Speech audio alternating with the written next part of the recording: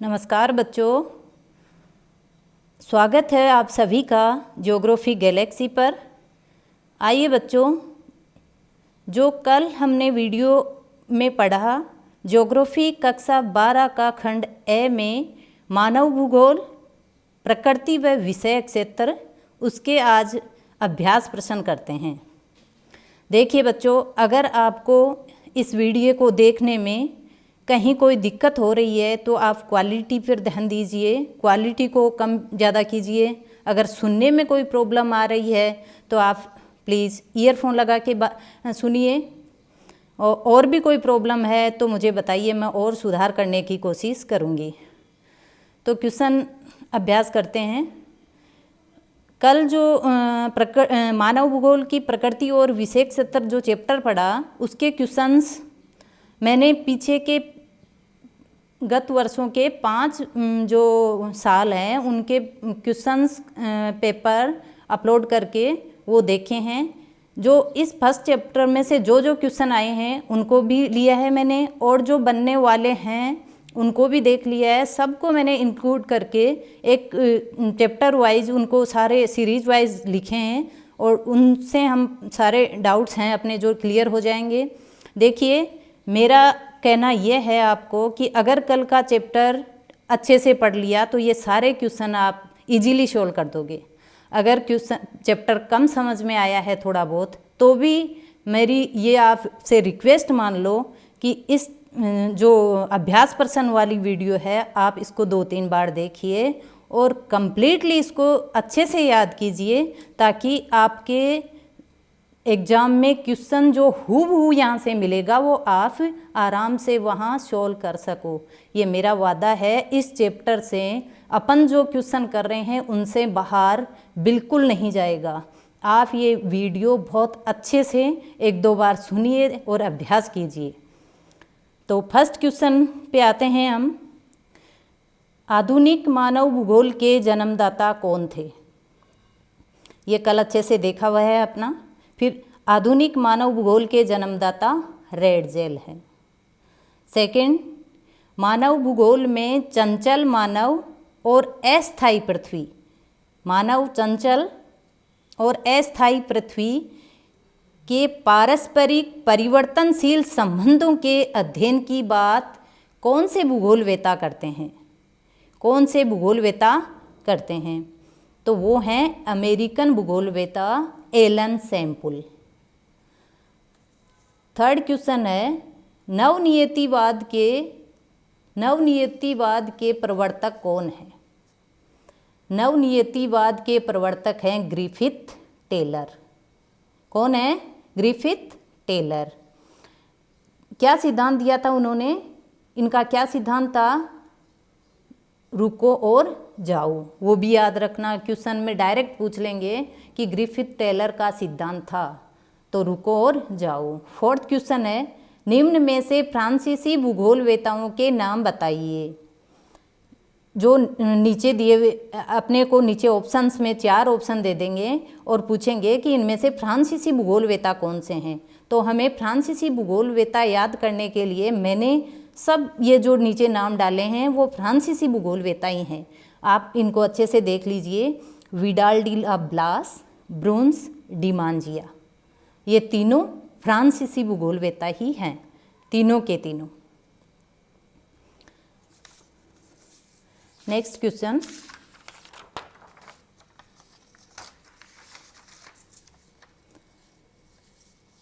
Six number question है, अमेरिकी भूगोलवेताओं के नाम बताइए। फ्रांसीसी भूगोलवेताओं के नाम देख लिए, अब है अमेरिकी भूगोलवेताओं के नाम बताइए। तो ये जो 3-4 नाम लिखे हैं मैंने, ये सब अमेरिकी भूगोलवेता हैं। Ellen Semple, Huntington, Bowman, Carl Sauer व ग्रिफिथ टेलर, ये सभी अमेरिकी। पीछे की 2019 के पेपर में आपका यहाँ से क्वेश्चन उठा हुआ है, 4 ऑप्शन दे दिए, उनमें से पूछा है कि अमेरिकी भूगोलवेता कौन से हैं। तो आपको ये 4-5 अच्छे से देख लेना है, याद कर लेना है। Ellen Semple, Huntington, Bowman, Carl Sauer और ग्रिफिथ टेलर, ये सब अमेरिकी भूगोलवेता हैं। 7 नंबर, ब्रिटेन भूगोलवेता कौन है? हर्बर्टसन, मैकिंडर, रॉक्सबी तथा फ्लूअर, ये सब ब्रिटेन भूगोलवेता हैं। तो फ्रांसीसी याद कर लिए, अमेरिकी याद कर लिए और ब्रिटेन भूगोलवेता देख लिए। ये सब याद करने हैं बच्चों आपको। 2-3 बार प्रैक्टिस करोगे और थोड़ा सा ऐसे रिवाइज करोगे बार बार तो आपको अच्छे से याद हो जाएंगे। यहाँ से तीनों में से क्वेश्चन ज़रूर उठेगा, तो आप इनको अच्छे से देख लीजिए। संभववाद के जनक, अब यहाँ एक 2020 की बात है, शायद सप्लीमेंट्री का जो पेपर होता है उसमें पूछा गया है संभववाद के जनक। संभववाद के जनक फ्रांसीसी भूगोलवेता ब्लास हैं। विडाल डी जो ब्लास पूरा नाम है इनका, वो हैं संभववाद के जनक। नेक्स्ट है 9 नंबर, रेडजेल की पुस्तक का नाम बताओ। एंथ्रोपोजियोग्राफी, ये क्वेश्चन भी आया हुआ है। और 10 नंबर है, प्राचीन सभ्यताओं के प्रमुख केंद्र कौन से थे। ये 2 नंबर का जो क्वेश्चन आता है वहाँ पूछा जा सकता है आपसे, प्राचीन सभ्यताओं के प्रमुख केंद्र कौन कौन से थे। तो आपको लिखना है भारत, चीन में थी, मिस्र में थी, यूनान में थी और रोम में थी। इन सब जगह प्राचीन सभ्यताएं फली फूली है। 11 नंबर, मानव भूगोल के उप क्षेत्रों के नाम बताइए। जो मानव भूगोल अपन पढ़ रहे हैं उसमें से उनके उप क्षेत्र कौन से निकल कर आते हैं और जिनके बारे में आगे हम अध्ययन करेंगे, उन क्षेत्रों के नाम पूछे हैं। ये भी 2 नंबर या 4 नंबर वाले क्वेश्चन में पूछा जाएगा। तो जनसंख्या भूगोल, पर्यटन भूगोल, सामाजिक कल्याण भूगोल, व्यवहारवादी भूगोल, अवकाश भूगोल, सांस्कृतिक भूगोल, निर्वाचन भूगोल, कृषि भूगोल, संसाधन भूगोल और उद्योग भूगोल, ये सब जो हैं वहाँ ये उप क्षेत्र हैं मानव भूगोल के। आपको पूछा जा सकता है मानव भूगोल के 4 उप क्षेत्रों के नाम बताइए, मानव भूगोल के 2 उप क्षेत्रों के नाम बताइए। ये सारे आप देख लीजिए। इसका अगर बड़ा क्वेश्चन भी बनेगा तो आप अच्छे से लिख देंगे।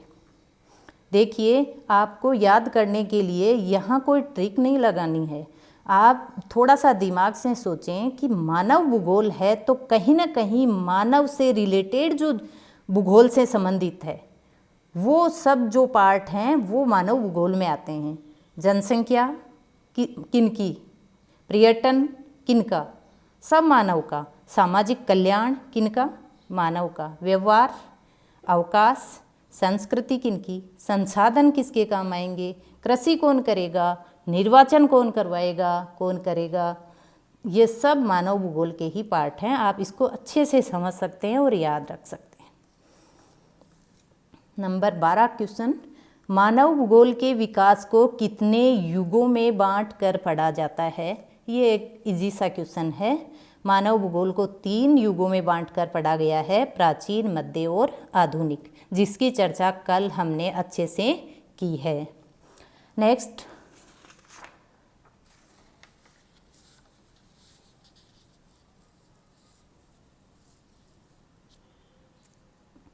तेरह नंबर जो क्वेश्चन है वह है मानव भूगोल की प्रकृति कैसी है। ये क्वेश्चन इम्पोर्टेंट क्वेश्चन है। यहाँ से क्वेश्चन नेट जेआरएफ के लिए भी और बहुत बार आरएस में भी पूछा गया है। मानव भूगोल की प्रकृति कैसी है, यहाँ से क्वेश्चन 2 नंबर वाला बन सकता है आपका। पृथ्वी पर उन दृश्यों का अध्ययन जो मानव निर्मित है, मानव भूगोल में आते हैं। 1 नंबर। अपन 2-3 स्टेप में इसका उत्तर दे सकते हैं। 5 नंबर का क्वेश्चन पूछा जा सकता है, बड़ा वाला क्वेश्चन पूछा जा सकता है। यहाँ से बहुत अच्छा क्वेश्चन है, याद कीजिएगा। पृथ्वी पर उन दृश्यों का अध्ययन जो मानव निर्मित हैं, मानव भूगोल में आते हैं। अतः मानव भूगोल विषय की प्रकृति में केंद्र बिंदु मानवीय क्रियाकलाप हैं। इसका रीजन जो हुआ वो देख लिया आपने कि पृथ्वी पर उन दृश्यों का अध्ययन जो मानव निर्मित हैं, जो मानव के द्वारा बनाए हुए हैं, वो सब मानव भूगोल में आते हैं। इसलिए मानव भूगोल विषय की जो प्रकृति है उसका जो केंद्र बिंदु है वो है मानवीय क्रियाकलाप। मानव भूगोल की प्रकृति को प्रकट करना। मानवीय क्रियाओं का विकास कहाँ, कब और कैसे हुआ। ये 3 बातें पूछी गई है। मानवीय क्रियाओं का विकास कहाँ, कब और कैसे हुआ आदि प्रश्नों के जो भौगोलिक दृष्टिकोण से प्रस्तुत करना होता है वो ही मानव भूगोल की प्रकृति को प्रकट करता है। अब इस लाइन में हमें ये दे दिया कि मानव भूगोल की प्रकृति को प्रकट किस तरह किया जाता है। मानव भूगोल की प्रकृति को प्रकट करना ये होता है कि मानवीय क्रियाओं का विकास कहाँ, कब और कैसे हुआ आदि प्रश्नों के जो भौगोलिक दृष्टिकोण से जो प्रस्तुत करना है उस चीज़ को अपन मानवीय भूगोल की प्रकृति प्रकट करना कहेंगे। ठीक है बच्चों। नेक्स्ट जो 14th है, हंटिंगटन ने मानव भूगोल के अध्ययन क्षेत्र को कितने भागों में बांटा। हंटिंगटन ने मानव भूगोल के अध्ययन क्षेत्र को 2 भागों में बांटा। कौन कौन से हैं वो 2? डायरेक्ट ये क्वेश्चन पूछा जा सकता है कितने भागों में बांटा, तो 2 भाग। और नाम पूछें तो भौतिक दशाएं और मानवीय अनुक्रिया। आपके ये क्वेश्चंस ऑब्जेक्टिव टाइप क्वेश्चंस में भी पूछा जाता है, ये वाला पूछा जा सकता है। हंटिंगटन ने मानव भूगोल के अध्ययन क्षेत्र को निम्न क्षेत्रों में बांटा, इनमें से कौन सा नहीं है। 2 ये दे देंगे, तीसरा कुछ और दे देंगे, 4th ये दे देंगे, इनमें से कोई नहीं। तो आपको हटाना होगा जो तीसरा होगा। ये दोनों याद कर लो, भौतिक दशा और मानवीय अनुक्रिया। जो भौतिक कंडीशंस हैं, जो दशाएं हैं, एक तो वो चीज़, और मानवीय अनुक्रिया, मानव जो क्रिया करता है वो चीज़, इन सब की जो अंतर क्रिया है उसी को तो मानवीय भूगोल कहते हैं। अतः मानव भूगोल के अध्ययन क्षेत्र को हंटिंगटन ने इन 2 भागों में बांटा। 15th है, मानव व उसकी प्रगति के स्तर पर भूपारिस्थितिकीय स्वरूपों के प्रभाव को स्पष्ट करने वाले मुख्य भूगोलवेत्ता कौन थे। बात है यहाँ भूपारिस्थितिकी स्वरूपों के प्रभाव को स्पष्ट करने वाले मुख्य भूगोलवेत्ता थे स्ट्रैबो। नाम याद कर लो। भूपारिस्थितिकीय स्वरूप को जो के प्रभाव को जो स्पष्ट करने की बात की है जो हैं स्ट्रैबो। ये 15 क्वेश्चन बताए मैंने इस चैप्टर के, इससे बाहर क्वेश्चन नहीं जाएगा बच्चों। आप इन क्वेश्चन को अच्छे से देख लो। मैंने पीछे 5 साल के क्वेश्चंस पेपर, ओल्ड पेपर्स और जो 2021 का मॉडल पेपर आया हुआ है वो सब देख लिए हैं। उन सब को मिलाकर देखकर और जो भी नए बन रहे हैं, जो भी वो चैप्टर के जो एंड में क्वेश्चंस दिए होते हैं वो सब देख के ये जो बनाए 15 क्वेश्चन, इनसे बाहर कोई क्वेश्चन नहीं रहेगा आपका। ये आप अच्छे से याद कर लो। अब हमने एक जो चैप्टर पढ़ा था पहले सौरमंडल, उसके भी कुछ क्वेश्चन बनाए मैंने, ये भी देखिए। सौरमंडल के अभ्यास प्रश्नों में फर्स्ट आएगा, किस ग्रह को पृथ्वी के जुड़वां ग्रह के नाम से जाना जाता है। तो बच्चों शुक्र ग्रह जो है पृथ्वी से जस्ट पहले सूर्य की तरफ, वो वाला पृथ्वी का जुड़वां ग्रह कहलाता है। सेकंड, सूर्य से तीसरा सबसे नज़दीकी जो ग्रह है वो पृथ्वी हो जाएगा। तीसरा, पहला बुध, दूसरा शुक्र और तीसरा पृथ्वी। थर्ड नंबर, सभी ग्रह सूर्य के चारों ओर किस प्रकार के पथ पर चक्कर लगाते हैं। तो उस पथ का नाम दीर्घवृत्ताकार होगा। ऑप्शन में कई घुमा फिरा के शब्द दे सकता है एग्जामिनर, वो वहाँ वृत्ताकार दे देगा, आयताकार दे देगा, दीर्घवृत्ताकार देगा। तो हमें करना है दीर्घवृत्ताकार पथ पर चक्कर लगाते हैं ग्रह। फोर्थ क्वेश्चन है, ध्रुवीय तारे से किस दिशा का ज्ञान होता है। जो ध्रुवीय तारा है उससे उत्तर दिशा का ज्ञान होता है बच्चों। फिफ्थ, क्षुद्र ग्रह किस कक्षाओं के बीच पाए जाते हैं। किन 2 ग्रहों के बीच की जो कक्षा है उसमें क्षुद्र ग्रह पाए जाते हैं। देखो क्वेश्चन कोई छोटा बड़ा नहीं होता, कहीं भी पूछा जा सकता है। ये क्वेश्चन मैंने जब नेट का एग्ज़ाम दिया था 2017 में उस टाइम वहाँ पूछा गया था क्षुद्र ग्रह किन कक्षाओं के बीच पाए जाते हैं, मंगल और बृहस्पति। 6 तारों या ग्रहों में से कौन अपनी ऊष्मा रखता है। आपको बताना है तारे या फिर ग्रह कौन अपनी ऊष्मा रखता है, तो इसमें तारे हो जाएंगे। ग्रहों के पास अपनी ऊष्मा या अपना प्रकाश नहीं होता, जबकि वो सूर्य के परावर्तित प्रकाश से चमकते हैं। नंबर 7 पृथ्वी के सबसे नज़दीक कौन सा ग्रह है। पृथ्वी के सबसे नज़दीक का ग्रह कौन सा है, तो वो हो जाएगा, हमने अभी देखा है, बुध, मरकरी जिसको बोलते हैं, बुध।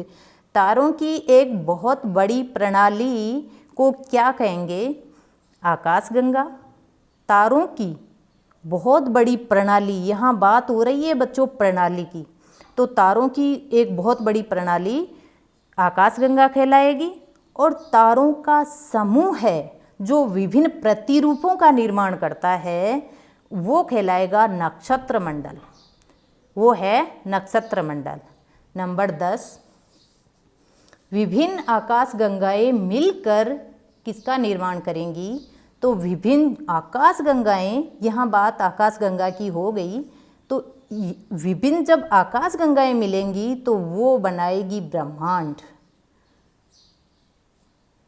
चंद्रमा का अक्षीय चक्कर कितने दिन का होता है, तो आपको पता है चंद्रमा का अक्षीय और कक्षीय, चंद्रमा का अक्षीय और कक्षीय दोनों चक्कर 27 दिन, लगभग 27 दिन के होते हैं। चंद्रमा अक्षीय चक्कर भी करता है और अपनी कक्षा में भी कक्षीय चक्कर भी करता है, तो ये दोनों का टाइम ही उनका सेम 27 दिन का है। तो ये क्वेश्चंस थे बच्चों, इस चैप्टर में से इतने ही क्वेश्चन बने। फर्स्ट चैप्टर में जितने बन सकते थे मैंने पूरे डाल दिए, आपको इसमें वो कुछ भी सोचने की ज़रूरत नहीं है कि इससे बाहर कुछ आ जाएगा। अभी आप जो नेक्स्ट वीडियो होगा इसके अगले चैप्टर का, उसमें और अच्छे से अपन देखेंगे। और जहाँ भी आपको प्रॉब्लम आ रही है, जहाँ भी मेरे वीडियो में सुनने में देखने में आपको प्रॉब्लम आ रही है, आप अच्छी क्वालिटी में देखिए और ईयरफोन लगा के देखिए। और फिर भी आपको कोई दिक्कत है, मेरे पढ़ाने का तरीका आपको कम अच्छा सूटेबल हो रहा है, कुछ भी क्वेरी आपके दिमाग में है, तो आप मुझे ज़रूर शेयर करें, कमेंट करें और पूछें, मैं सुधार करने की कोशिश करूंगी। और आप लगातार मेरे साथ बने रहें, मेरा भी हौसला बढ़ाएं और आप पढ़ें बच्चों। आपकी परीक्षा बहुत जल्द होनी है, अब बहुत जल्द डिसाइड हो जाएगी आपकी एग्ज़ाम डेट और जल्दी ही आपका एग्ज़ाम होगा। तो मैं आप सबको अग्रिम शुभकामनाएँ देते हुए थैंक यू बच्चों, नमस्कार।